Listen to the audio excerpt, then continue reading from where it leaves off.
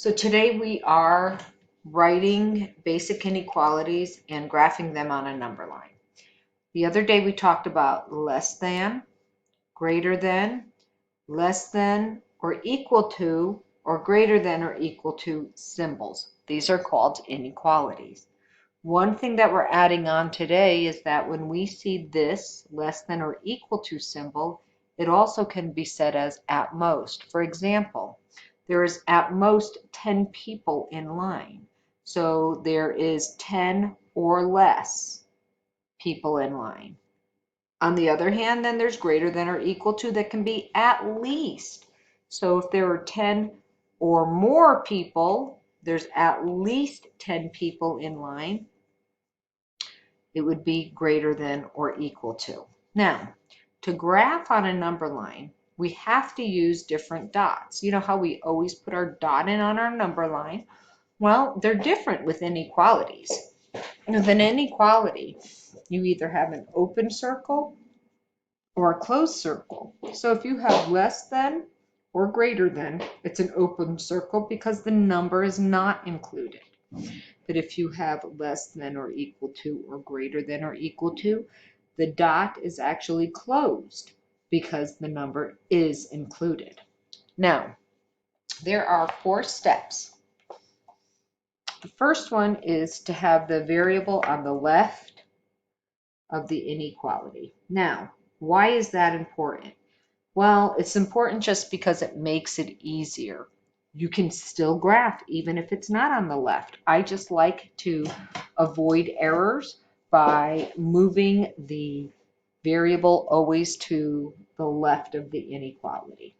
Next, draw a number line with the value from the inequality. So for instance, we have 4 here. We're going to have a number line with 4. After we have our number line, we mark the number on the line with either the closed or the open circle, depending on which symbol, and draw an arrow to show the direction of the number set. So which set of numbers would be included as the variable. So let's take a look. Step by step. Variable is on the left of the inequality. Works out. Draw a number line. So I'm going to go ahead and draw my number line. And I have to make sure I put 4 in, so I'm going to just put it here. Put a couple numbers before and a couple numbers after.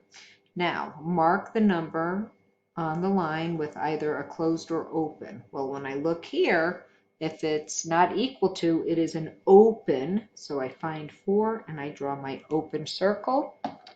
Now, draw an arrow to show the direction of the number set. So I just say it, x is greater than 4. So my arrow is going to go in the greater than position. Let's go here to example 2. All right, is x on the left of the inequality? Yes, here. I'm going to move down here a little bit.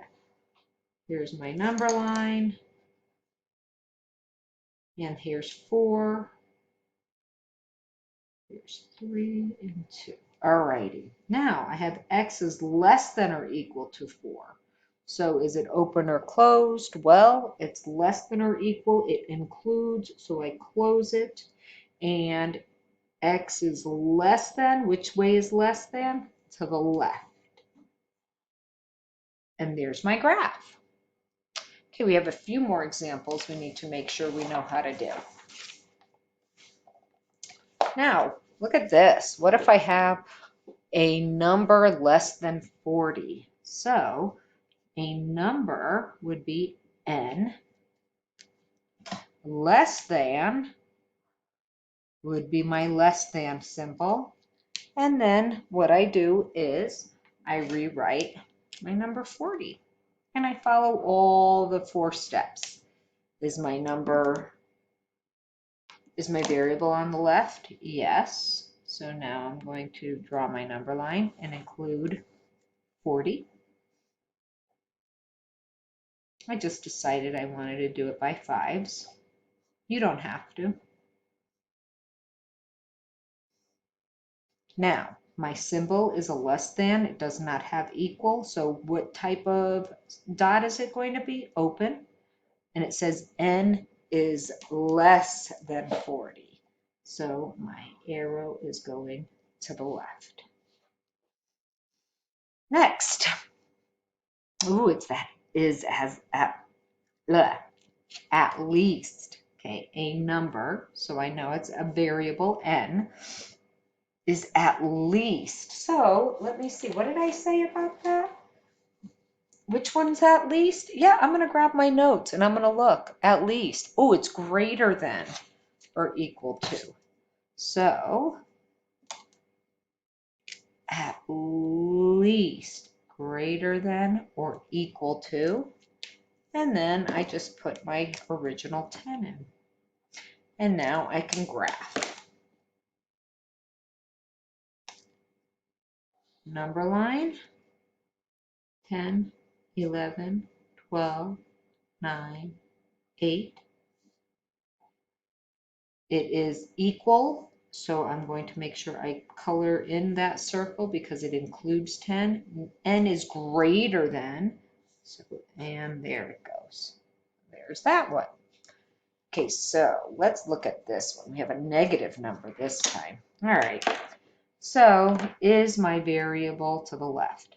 No, so I'm going to write it to the left.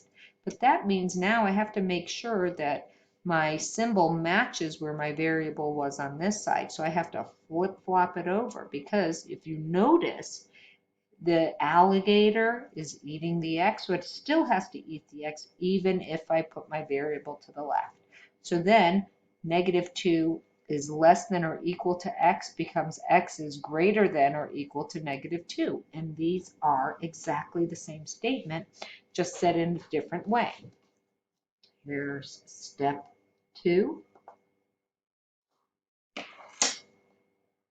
-2, -1, 0. Make sure you're labeling these properly. Remember, the farther away from 0, the larger the digit is, the smaller the quantity, however. So x is greater than or equal to -2. So I'm going to put my circle.